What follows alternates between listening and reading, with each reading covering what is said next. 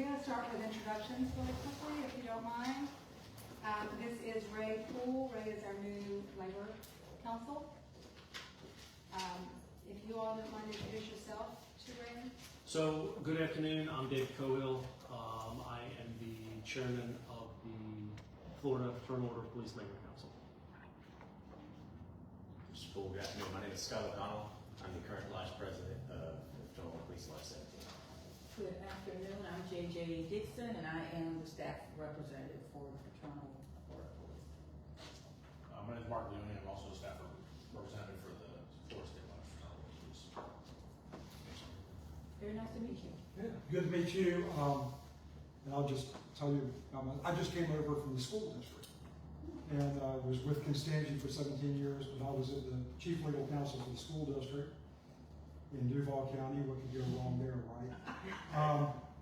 And so, and then just came back this week. So I grew up in Hilliard, if you know where Hilliard, Florida is. Oh, yeah. Or as we say, Hilliard. So, anyway. We're missing one of our members today. His name is Keith Brown. He's the past secretary and current state trustee. He couldn't be with us today, but he would also be with us as well today. Okay, well, I guess the ball's in your court today. Thank you. You guys are ready? We are. So thank you for meeting with us today. We are also in pursuit of a package proposal, and we have some compromise to come to the table with respect to some of the articles that we left off on. So let's begin with Article 5 regarding union business and representatives. Quick history lesson: in 2022, the lodge and the membership asked for 360 hours of union full time per calendar year. Ultimately, that was down to 0.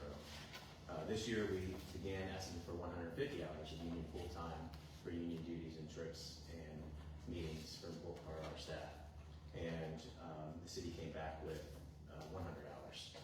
At the end of the last meeting, Ms. JJ Dixon brought up, and Mark Leone brought up the possibility of the use of rollover hours to further the compensation package of union time.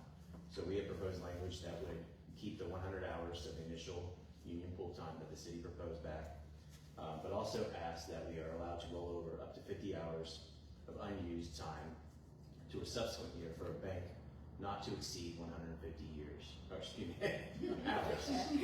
I'm retiring. There we go. All right, I said that in the first 5 minutes, cool.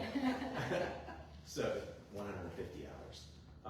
So some reasoning behind this that will aid our membership and ultimately our city and our employees is the fact that our participation in these meetings that we go to regarding union business are not solely for the purpose of collective bargaining to aid us in these types of meetings. They're also training on mental health awareness, officer suicides, physical health, financial planning, and a wide variety of areas that we can use to train our membership when we come back from these meetings to use and deploy on the street, specifically for calls for service. Mental health is really big in law enforcement right now, and a lot of the training that's coming down from the National Lodge and the State Lodge is a great benefit to our membership with respect to dealing with folks with mental health issues on calls for service, but also mental health issues on how to best treat ourselves and seek treatment because of this profession we work in. We see the worst of the worst on a daily basis, and we are making great strides with respect to mental health. So these types of meetings will allow us to bring back the training that will benefit us all. So the simple addition that we're asking for is a rollover and the bank not to exceed 150 hours. Okay, so other than the last sentence, everything is identical to our proposal. Yes, ma'am. We carried it over with the exception of that last sentence. Okay.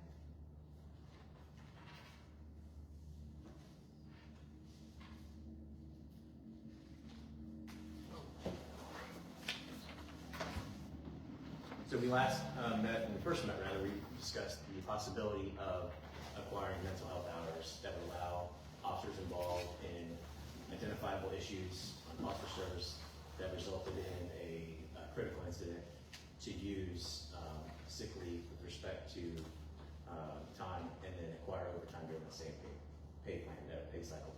On rebuttal, it was deemed not in the works and denies the city at this time to leave that off.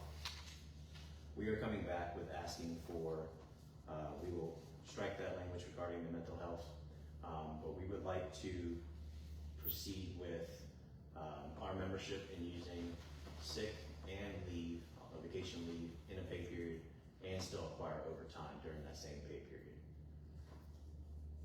I asked last meeting if the city was aware of civilian employees receiving the same package, and it was ultimately unsure of it. I think the answer was no, correct?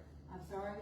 The last time we talked about the use of sick leave in a pay cycle. And the calculation of overtime. Sure, yes. And my response was that you all, the only thing that we are excluding from your calculation of overtime is sick leave. Yes. For everyone else in the city, all leave is excluded from the calculation of overtime, Okay.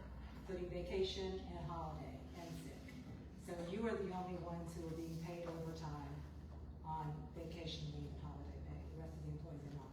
So I read that in the employee handbook, which was published in January 2025, and I reiterate again, and I asked the city to go back and do some research with respect to that, because there's information that evidences that civilian employees at the police department are not held to that same standard that's published in the city employee handbook. Can you give me some more information on that? Yes, so there it's been brought to our attention that there's a policy in place that civilian employees are allowed to use sick and vacation hours during a pay cycle and still acquire overtime for 8 hours they work in addition to a normal 80 hours. And that was effective of January of 2025. So that may be true of some other types of leave, other types of pay, other than regular FLSA calculated overtime. I would ask the city, get the research. The information that I have speaks in contrast to that, and I would like clarification. We would like to share the same leave package as our civilian police employees, which I understand as to be what I'm. Okay, I can shed some light on that. The FLSA calculation of overtime for all employees except for FOP employees does not include vacation leave or holiday or sick. So all of those leaves are excluded from the calculation of overtime that happens on the back end of the pay period, where we calculate hours in excess of 80 in their, 40 in their case for 1 week. It's calculated on a weekly basis. What we did bring over from the LIUNA contract, when the LIUNA contract was, the union was decertified. Yep. We brought over some language there that allows for other types of premium pay in lieu of overtime. Specifically, it's call-out pay, and it may be paid under certain circumstances at the beginning, on the front end, in other words, at time and a half. Okay. It is not then included in the calculation of overtime. So there are overtime rules. The FLSA calculation of overtime do not count any types of leave in that overtime. Okay. So I will bring back language, and I would just ask that, I hear you now, but what I'm still understanding is that's not the case, and that leave has been allowed to be used with respect to sick leave. If you can show me an instance of that, Sure. we would certainly have to look into it, but if that would be a violation of the personnel policy. Okay.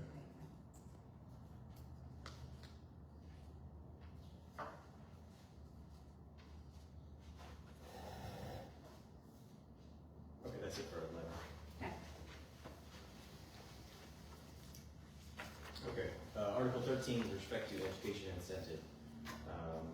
We are maintaining to pursue the recruitment package in place that is already in line, to maintain this package with respect to the police academy, 8 weeks of rate of pay for folks that are approved to come on board with the city, and then the reimbursement package not to exceed $5,000. And there's criteria that are laid out that we're going to keep the same.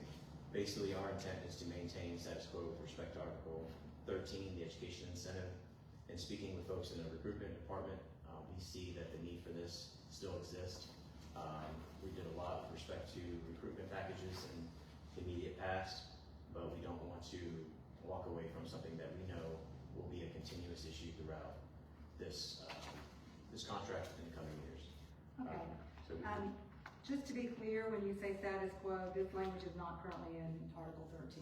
I just want to make sure that we're clear about that, you are proposing to add the language from the MOU Yes, to that's the existing Article 13? correct, yeah. Okay.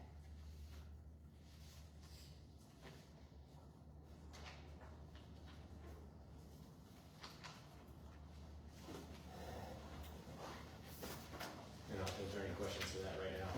No. Okay, perfect. Moving on to Article 16, resignation. We move to strike the word probation at the very last sentence regarding disciplinary probation. In the employee handbook, the word probation is mentioned 87 times. It's only mentioned twice when preceded by the word disciplinary. We understand that there are procedures in place for discipline, but law enforcement officers are being lumped in with the city's disciplinary measures in that handbook. I'm sorry, Sure. can you help me to understand what Yeah. you mean by that? Sure. So progressive discipline is common in law enforcement. It starts with verbal counseling and it moves forward all the way up to termination. When an officer is facing separation at the result of an internal affairs investigation, he or she can face termination or other punishments, loss of pay and whatnot, demotion or loss of hours of work. The problem that we're having with the wording regarding disciplinary probation is that in the handbook, which governs all city employees, am I correct? A disciplinary probation is mentioned twice. On page 61, it's mentioned for the first time. The word probation is used often in the employee handbook with respect to an employee's first year of employment or his or her first year of promotion in that first time.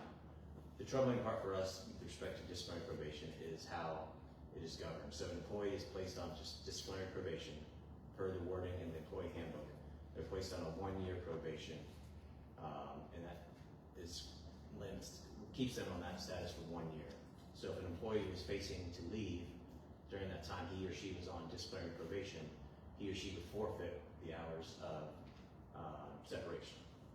Our trouble is, so it's first mentioned on page 61. On the CJSCC form, ironically, also form 61, nowhere is it mentioned that disciplinary probation is an approved, state-mandated removal of an officer from service. There's no other box on that form as well. And Florida Statute 943 governs that form must be clearly filled out. So we're asking that the contract align with the affidavit of separation with the CJSCC, which governs officer termination clauses. So we're asking that the city mimic the state. And this is twofold: to safeguard the membership, but also to prevent arbitration with the city at a later time. If an employee is separated and loses those hours, he or she would seek the union's response to an issue to challenge that. And clearly Form 61 would be brought up into the arbiter and say, where are you going to check the box for disciplinary probation on this form? State law mandates the form be filled out on any officer who separates, whether voluntary or not. And nowhere on that form is that word on there. So when I mentioned earlier regarding disciplinary procedures, there's over 100, I don't know the exact number, but over 100, pay codes or classifications of employees for the city, correct? So we govern this contract under 3: police officer, corporal, and sergeant. Is that correct? There are multiple pay codes. For the respect of the people that Within those. that are held to the contract, yeah. So we're being lumped in to the city handbook with respect to discipline when we are not the same as a golf cart attendant or a cashier or something like that. We are held to a higher standard already with respect to discipline. We have procedures in place that govern how we're disciplined in the internal affairs process. And we feel that the language that includes how it is right now through the state up into suspension is sufficient.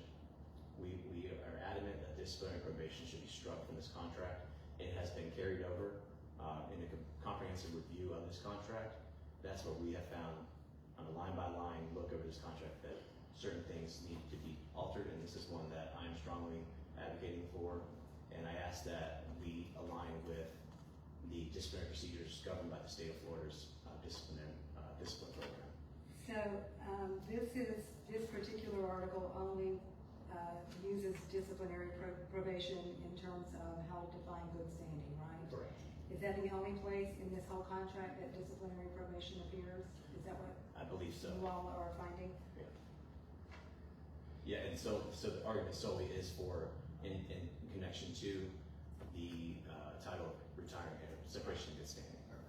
Yeah, real quick, the form that's an FDLE form, I think. Yes. Is that available online, or do It you all is. have an extra Yeah. copy of it? I don't have it right now. If you just do a simple Google search, Yeah. CJSTC forms, it'll have over probably 20. Yeah. If you look at Form Form 61, 61. Affidavit of Separation, it'll list the Florida statute that guides an agency to make the selection, and it'll have there's a multitude of them. The form is clear that it says there's no other box, and you have to find one. In my review, and I asked you to, and you all to look at it, is that there's nowhere on that form that aligns with disciplinary probation. So I'm saying that if we can take care of this language now, this could prevent issues in the future, and that's where I'll leave that.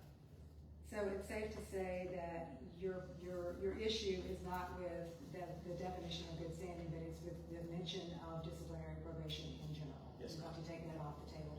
And I'm not really aware of any instances where we've actually used disciplinary probation. You have Yeah. last two demotions that were the result of IAs were imposed largely because they were repeat IAs done years and years preceding the ultimate discipline of forced demotion. So that's our fear, is that a sort of open-ended probation, if you will, language akin to "if you ever do this again," could be construed as a member not in good standing for all of the benefits that are afforded an employee upon separation for good standing, all the sellbacks and stuff like that. So it's really just trying to remove, as Scott said, remove that ambiguity from any future problems. I understand, I think, but just to be clear, disciplinary probation as we use it in the city, and I'm not talking about the police department necessarily, I mean across the city, is not, if you ever do this again, you'll be subject to additional, discipline up to and including termination. That is not probation as we are talking about it in our policies. If we do put someone on disciplinary probation, it is clearly documented that you will serve an additional 3-month probationary period as a result of these findings. So that is the disciplinary probation, the definition of disciplinary probation as we are using it, as we have intended it.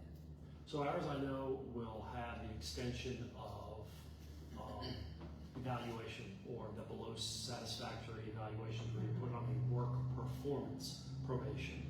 Our concern is that it's part of a disciplinary probation. To me, my mind might be, just dumb cop sitting over here, but the disciplinary probation is somewhat dissimilar to a work product probation, or an extension of a probation. It is. So that's, I think for us, we're worried, and I think we've been having this discussion for years. We're worried about internal investigations being weaponized towards officers at the end of their career to try and withhold some sort, because there are significant payouts tied to the employee standing. Correct me if I'm wrong, sick time is not paid out, vacation is not paid out. Vacation Is only sick time. It's sick time, and which that can be a significant bank, up to 2,000 hours. We would not want to see, again, do I think the administration now would do it? No. Do I think the city administration now would do it? I hope not. But I'm just trying to get in front to remove any cloudiness if we were to get an administration that was using that internal investigations tool as a way to save money at the end of an officer's career. We'll give it some thought. We'll have some conversation about it. I know for our general employee, for our personnel policies, we would still reserve the right to place an employee on disciplinary probation if circumstances warrant. If the disciplinary, evaluation warrants that a probation in lieu of, termination, or that we reserve the right to make that decision.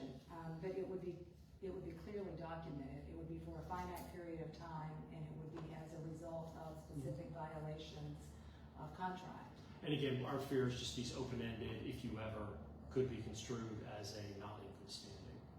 Now we're 100% agree. Right, and the intent here is that they are currently serving a disciplinary probation, not if they've ever been on disciplinary probation. But if you have been on Yeah, a no, no, 3-month probationary period and you're still in that 3-month period, you are not considered in good standing. Okay, and again, I think our concern is still that could just be a weapon at the end of somebody's career. If you back into let's say you have a minor traffic accident, you back into a pole in the back lot, there's nothing stopping that administration from issuing an oral reprimand and a 12-month disciplinary probation where you will not be in another traffic crash for the next 12 months. I think that would be, I think in just spitballing, a reasonable outcome of an internal investigation. However, that could prevent that 29-year employee from retiring at their set date and he or she not receiving that sick pay. So again, it's just. Yeah, I guess I'm having a hard time understanding why the concern and why the concern for probation and not suspension, because any disciplinary action could potentially be misused if you have a No. Again, 100%. I guess that's just my pessimistic nature. That I've seen again. There's those 2 instances where very open-ended internals that were done years and years preceding the final demotion internal were used against them. So again, it's just kind of that language of the open-ended. Now those were also, in full disclosure, done under different administrations. Yeah, I mean, So, we might want to consider some clarifying language, but I want to be clear, what we're talking about here is a currently serving a probationary period that may be handed, to an officer as a result of an investigation and a disciplinary evaluation. If it is determined that the officer has to serve a 3-month period of probation, then they shouldn't be considered in good standing if they haven't finished serving that disciplinary probationary period. again, I probably speak out of turn here for Scott, but I think that clarifying language would be a step in the right direction. Okay. Just to be able to, again, it's just that cloudiness and the fact that open-ended probations, if you will. I think I understand what your concern is. Yes. Because the language in the disciplinary action would say further violations may lead to, addition. That's not what we're defining as a probationary period. Okay, well, Probationary periods will be clearly defined. probation is, for me, you mess up and you face the consequences. Probation is a formal action. Okay. Okay, and we can write some clarifying language. We're working for through that. Okay. Got it. All right, moving on will be Article 21. David is handing out the language for this, and he will. 24. 24? Yes, sir. Okay. We'll do 21 at the end. Okay. Jump the gun. Article 24, back to the article regarding promotion. The language we asked last time, setting set dates with respect to filling vacancies, we maintain that language. With respect to if a valid promotional list is active, the vacancy shall be filled within 15 calendar days. If no valid promotional list is active, the department shall fill the vacancy within 90 calendar days. And again, these timelines may be extended only by written agreement between the department and the union. We contend that the vacancy of a corporal position limits the growth and development of promotion for officers wanting to promote. And if that timeline is not set and leave it open-ended like in the past, I don't know if you weren't here for the last meeting, but there was a position left open for almost a year that wasn't posted to allow for viable candidates to apply for that. And we're setting this language in hopes that that would not happen again. To allow for folks that want to have a career track in growth and development in the leadership positions of corporal and beyond, to have an understanding that they will give a fair shot within a timely manner within 90 calendar days. We feel that this is fair for the folks that we work with and the city and the department as a whole. I know that was turned down last time with respect to management rights for the department on behalf of the city, paraphrasing, and we contend that we want to maintain this language and we throw it back to you. Yeah, I was gonna suggest I can send y'all something and it may be helpful if I send you something that you can look at on that. PERC came out with a decision, and if y'all will give me And I'll give you my contact information as well. Sure. I know we can't bargain out of the sunshine, but it doesn't mean we can't communicate at all. But, and if I can get your contact information, I'll send you that. Because there was a PERC case that I think does deal with that. And I think, you know, now, forgive me if I'm speaking No, out of go right turn, ahead. because I know I'm the new kid on the block, but I would imagine that the interests are probably, maybe with a rare exception, pretty aligned. If you need, you know, if you have a staffing need for somebody to fill, you know, one of these positions, I would think that you want to. I'm particularly sensitive to this right now because my position, as we speak, is unfilled, and I've got 7 elected officials in Jacksonville who are wigging out on me right now. But I would think that there would be a lot of alignment there if you've got an opening. Hey, we got to get this thing filled and get it, you know, the sooner the better. Well, So I hear what you're saying. I Sure. understand that. We'll keep the dialogue open. We'll welcome any responses, and I'll be glad to read the article you have and review it to see if there's any limitations on mine that we don't know about. Yeah, if I can just don't let them walk out of here and forget. We'll get it I can for you. get your Yeah. information.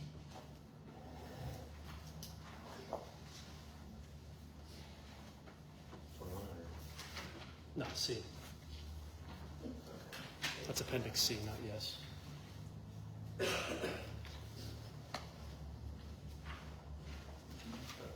Appendix C is the pay grade schedule.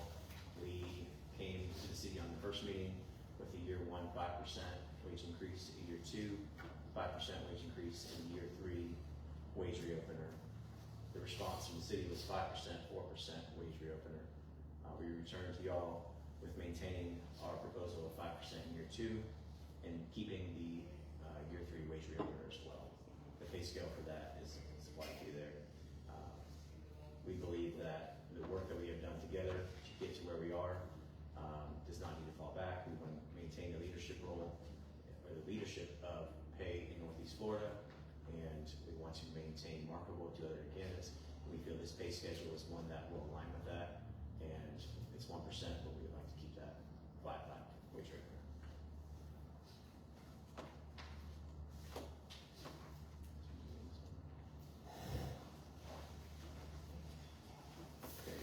Appendix D is the position classification and pay plan. The progression through the pay plan. Upon a successful mid-probation evaluation, newly hired police officers will receive a lump sum incentive payment in the gross amount of $2,500. We would like to maintain this language in the contract, bring it back into the contract. We feel that this is a low-cost way of keeping us relevant in the recruitment process for new hires to this department.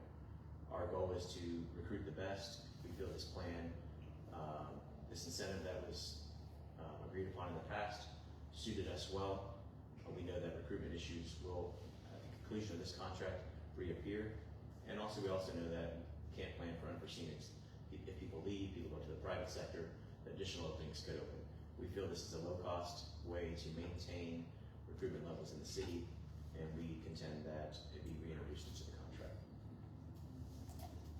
Lastly, special assignment section, shift differential. Last time I was here, when the first meeting, I proposed a broad shift differential pay plan. The response from the city was not at this time, and I come back to you all with language that is a little bit watered down in hopes of compromise. I'll read the language and I'll have some discussion on it. But so it reads: full-time employees shall receive shift differential incentive pay of 2% of their pay per hour worked for all hours working a continuous shift lasting at least 10 hours if the shift begins between 1500 and midnight. Shift differential only applies to 80 regular hours worked and excludes any overtime, vacation, sick, or comp leave. Last time we came, I asked for a 4% shift differential. I included a lot more hours worked to include the downtown Cape schedule. This greatly reduces the payout of the shift differential. It eliminates shift differential for overtime, and it cuts the percentage that we're asking for from 4% to 2%. We feel that I feel strongly that this will see our membership in response to the work they do and the sacrifices they make. I could sit here for hours and talk about the emotional sacrifices that our officers make, our financial impacts that we make, but I think it's best that we discuss a compromise here rather than go into much detail of that. I did that last time, and we watched that video. But I believe this is a fair response from our last suggestion. So it cuts it in half from 4 to 2, eliminates any shift differential on overtime, sick, or vacation, and it limits the employees who would receive it. So that's how I cut it back to present to y'all today. Okay? Okay. Thank you.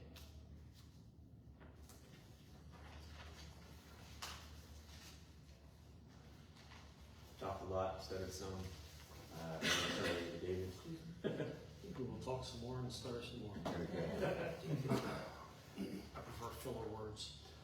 So, talk about Articles 21 and 29. You don't have copies of them because they're exactly the same that I gave to you, and those were because a lot of the language was somewhat undetermined at our first meeting. That was because we've proposed a new product with that healthcare retirement savings plan. I'll be brutally honest, our members have asked us to make retirement a priority at these negotiations. They have become very aware of retirement for law enforcement and the financial struggles that can accompany that. They've seen a lot of our brothers and sisters who have put on a vest for 20, 30 years of their life, beat their bodies to death, their minds to death, have to go back to work just to be able to pay for the healthcare costs. Now, as you guys know, we have to maintain city coverage in order to take advantage of some of the statutory benefits that come along with retirement as a first responder. So we're kind of beholden to whatever the city negotiates. We don't have the ability to go to the marketplace. We don't have the ability to shop around. Our healthcare costs of retirement until we reach that glorious age of, I think it's Medicare. I was getting Medicare and Medicaid mixed up. It's care, right? Until we reach the age of Medicare and we can, look at significantly lowering our costs. So a lot of research went into this product that we brought you guys. With the retirement, the healthcare savings plan, the IRS 115, whatever you want to call it. It is a way for the employees to sell time that they've earned into this plan. They're funding it. It saves the city money. It's a pre-tax dollar, so there's $765 right off the top for that. The administration is all borne by the employees. It's very similar to the 457. We discussed that, where city cuts the check, and then the employees manage their own. So we're not setting up like a Viva or anything else where there's that. Again, I know Dustin would hate my guts if I put another board under him. But we don't have that administrative headache. We don't have that administrative cost. We feel that this is a great way to help our members. Since the 457 has become far more published, the education is out there. At a recent meeting, I asked my members, how many of y'all have opened your 457? And all but a few hands raised up. That made me very proud as a pension trustee and an advocate for employees, especially young ones, taking control of their own retirement, their own planning. That was huge to me. It meant a lot. Not much brings a tear to my eye, and that was close. Didn't bring a tear, but it was close. This is akin to that. It's making them realize that they're going to have to come up with, I think it's about $1,000 a month is what an employee costs for continued health care right now. You mean after retirement? After retirement, yes, I'm ma'am. sorry, I don't know. I think, let's just throw that number out there. So over 10 years, The answer is yes. Okay. It's actually a little more than that. so from the time they retire at 55 till Medicare age, they're looking at $12,000 a year, $144,000 over that time, and we're really trying to they understand that. So this is the product that we brought you guys is something that is mutually beneficial. Now, the reason that I don't have anything on paper today is I want to start the dialogue. Is, do we have to look, we get, as Meg pointed out at the onset of the meeting last time, we understand this package proposal, Scott brought it up. We know that pulling the lever here changes the gear over here, that makes this widget spin over here. We understand that these contracts, these collective bargaining agreements have to be looked at holistically. So we're not numb to that. We want to come to some sort of ground. If it means we have to give something up, if it means that the sick time isn't sold back at 1-for-1, you know, that is one of the ways that this plan is achieved in other municipalities. If it means that we have to look at the vacation sellback and, you know, tweak that to make, because we do understand there's going to be a cost to the city, but we really want to have that dialogue about ways that we can put this in place for our members. You know, you did say at the last meeting, Karen, that this is, you were looking at the larger employee benefits package as a whole.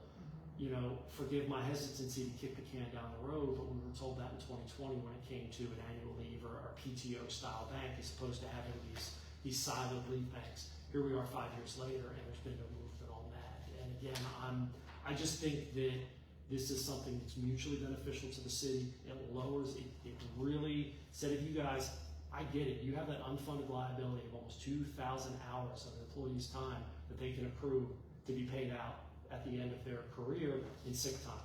Yes, I know it's a ratio, full, 25 cents on the dollar and all that, but that is still a significant chunk. We would see that shaving that off a little bit every year would help the city in the long run, decrease that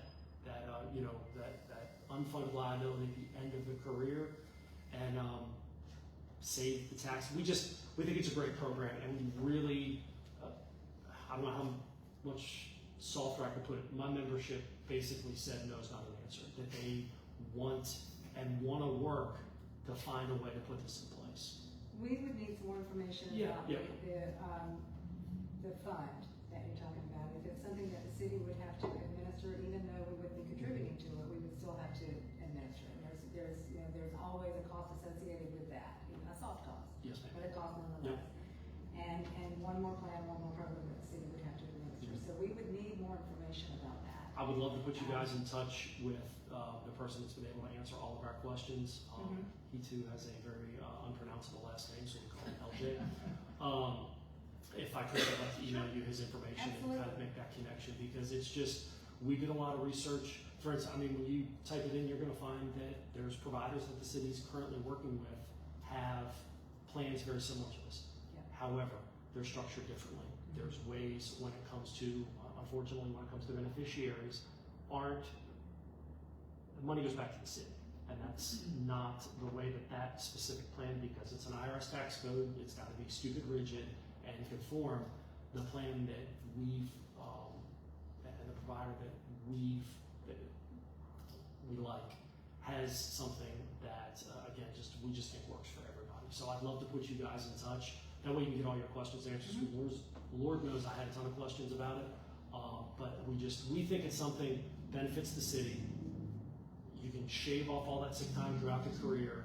You're going to save on the pre-tax, save that money. And we do understand that we're pulling this lever here, and we need to get that gear to spin.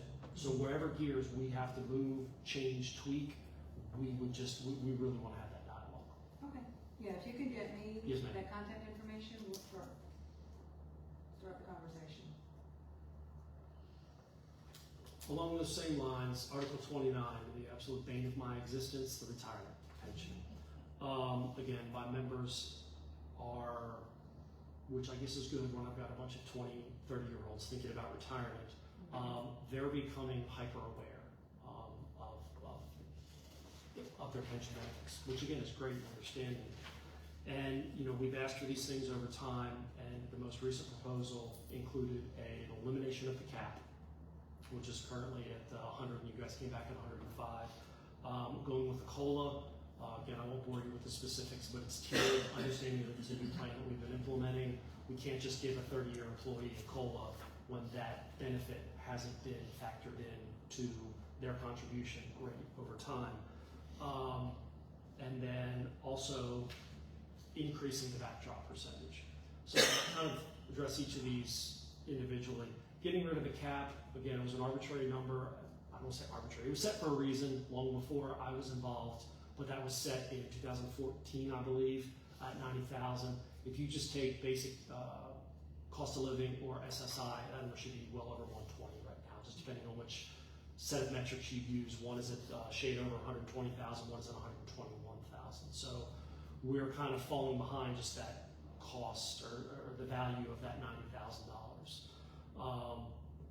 We've run into a situation where we invest a lot of money in senior leadership at any level, any organization. There's time and money invested, and the organizational knowledge that they contain is irreplaceable. I know Mr. Papos has mentioned it in several public meetings that, again, that promoting from within, that mantra is sort of ties into that idea that the city's made an investment in its leadership.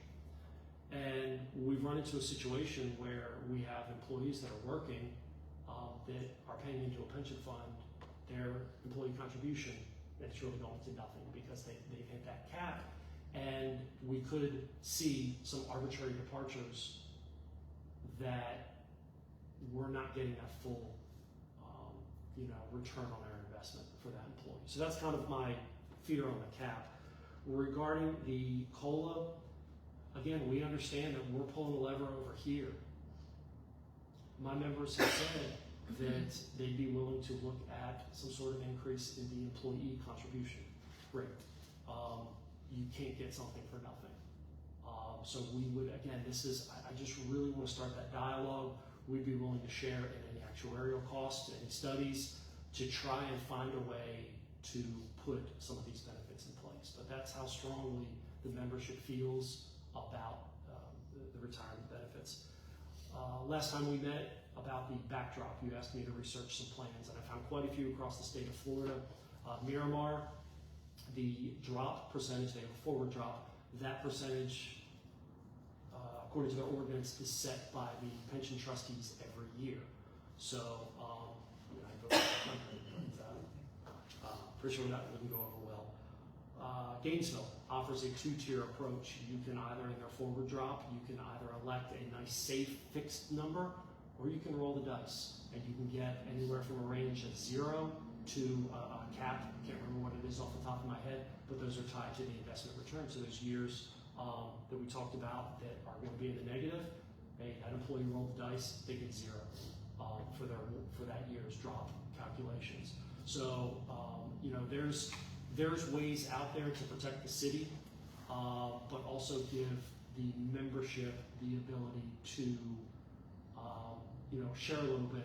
We had a banner year last year at 23.2%, and you get 3% back, less than you get on a savings account. There is middle ground when it comes to the percentage of the backdrop, and we'd be, again, be willing to look at language that can sort of find something. Again, Gainesville is great. You either pick this nice fixed number, which is a slap in the middle, I think, of the range, or you roll the dice. You can get 0, or you can get a fixed number, which was still well under probably what that. I believe it was well under what their actuarial rate of return was, or their assumed rate of return. We will take a look at it, and we'll look into. I'll look at the Gainesville plan and maybe some of the other ones and see how they're structured. I said this last time, and I feel really compelled to remind you all again. Yes, we had a banner year last year. However, 2 years before that, we had a 16% loss. So when it comes to investment returns, I think that everybody can agree that they are not reliable year over year. And so when we decide on those plan benefits, all of those things are factored in, obviously, into the actuarial evaluation that determines our contribution. And it's the city contribution that continues to go up to account for not only changes in investment returns, but changes in mortality tables and just additional employees and increases in salaries. All of those things We have kept the employee percentage steady, but the city's percentage has climbed to rates that are now higher than 2013 prior to pension reform. Mhm. So we are very, very cautious and very much aware of the impact that any one of these changes that you make to the pension plan is going to result in an increase to the city's contribution. And we're in an environment now where even our state revenues at this particular moment in time are not 100% guaranteed. And we're experiencing some issues in delays with getting some of our state shared revenues. We have some uncertainty around property tax legislation, among a whole lot of other kind of environmental factors. So our obligation is to maintain a steady and sustainable plan. I want to also make sure that your members are reminded that they are participating in Social Security, where the majority of the agencies in the state are not. So that not only increases their benefit, they get a dual benefit after they retire, after they're eligible for Social Security, but it increases their contributions to the plan, and to the plan and Social Security combined. It also increases the city's contribution to that dual retirement. And that's not a little thing, that's a significant benefit. And there is a COLA associated with Social Security benefit. So in that respect, our employees do have a benefit that is not enjoyed by every other agency in the state.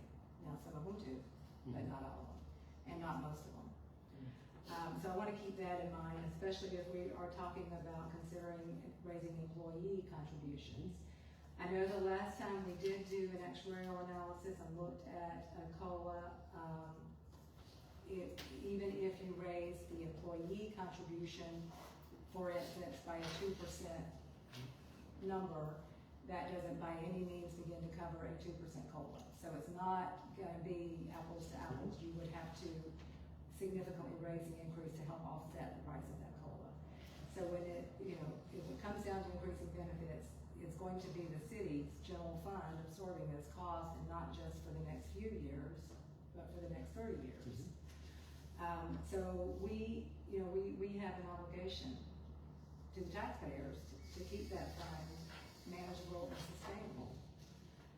And then when you couple that with the wage increases that we've seen just over the past couple of years, some of them were contemplated in the pay plan, and then some of them were not. We had a couple of midterm increases. Our year-over-year increase for wages alone was 30%. So, as these wages continue to increase, we haven't yet seen all of the impact of those wage increases in our actuarial evaluation. So our numbers next year are only going to go higher. It's over $1 million now for the city's contribution for the upcoming fiscal year. It's going to be significantly higher in the following year. Like you said, you pull a lever over here and it affects something over here. We have to consider wages and pension as collectively. And so if you increase wages and you're increasing pensions, it becomes something that we cannot sustain. And again, we understand of the holistic nature of any collective bargaining agreement. Every single article is tied to every other article in that agreement. And again, we're just trying to stress where our members, we're 2 of 71 sitting up here, trying our best to convey what they've told us and where they've asked us to stress essentially where they want the focus of the benefits.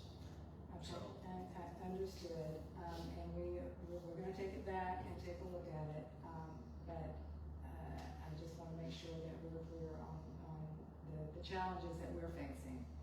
And it's not just police officer salaries. There are a lot of other stressors on our general fund.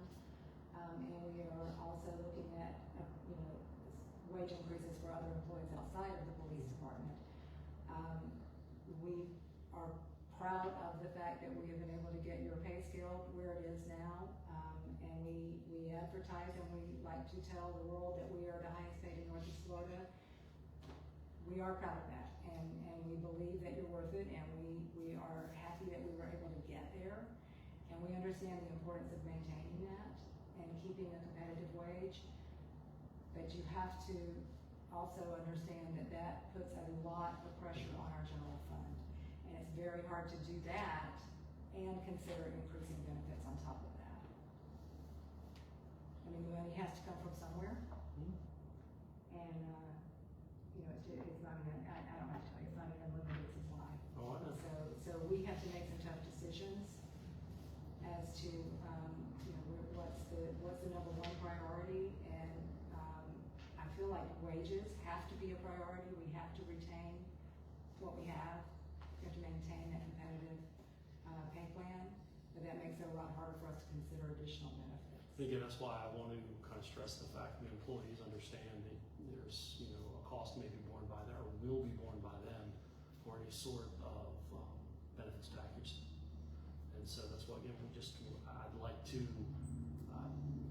circle back. I can't get, they just basically said no is not an answer. They at least want the dialogue. Listen, if it comes back where you tell them, hey, sure, you can double your employee contribution if you're COLA, well, then that's a decision they have to make. Okay. You know, and that's kind of the mindset that I would, that they, you know, asked us to bring to the table. And, you know, we're completely understanding. I'm very proud that I can say I work for, you know, the highest starting pay in Northeast Florida. I mean, heck, Scott had a tattoo. That's why he's so concerned with 5'5". I mean, he's got a big back piece that says I work for the highest paid city. He comes on the beach on his day off just to walk around with his shirt off. There you go.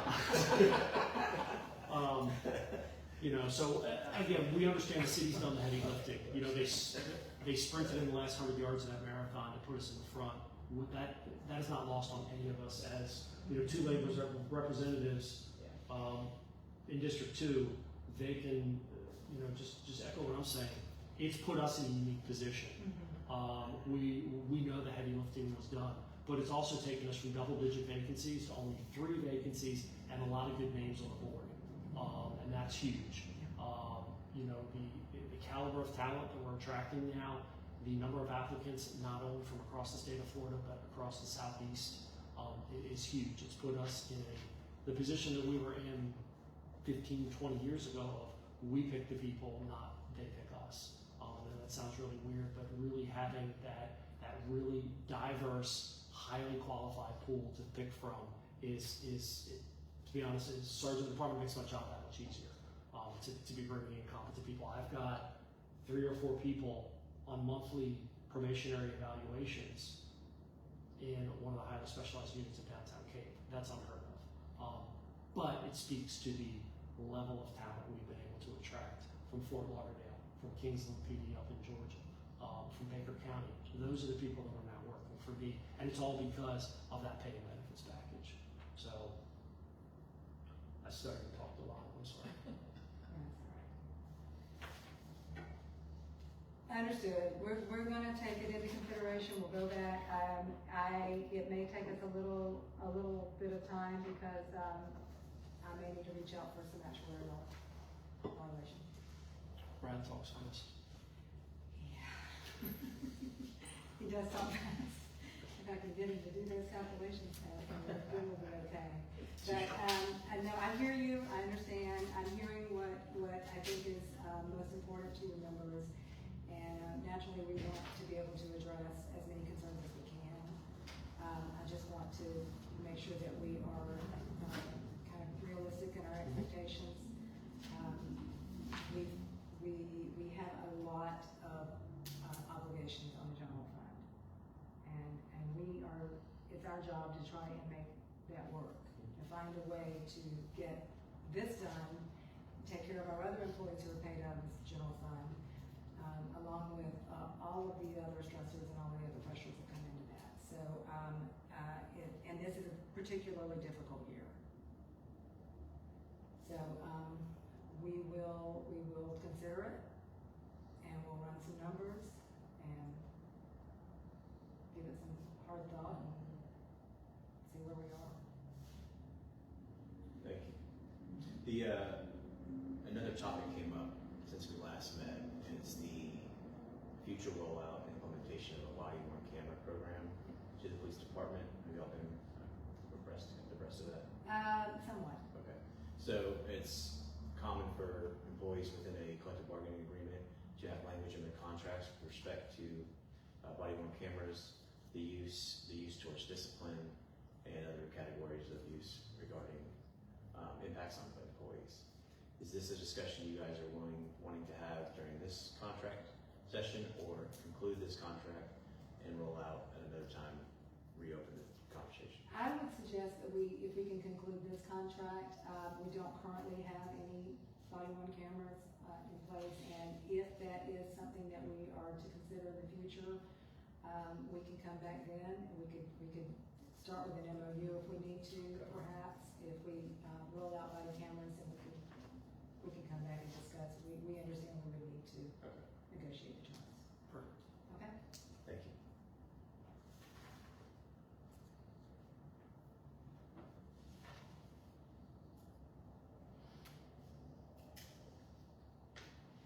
All right. Anything else? Do we want to set a date, or did you want to kind of keep? We can set a date, but I would suggest that we set it a little bit further out this time, and give it a little bit more time. Have you got your calendar, are you prepared to look at dates?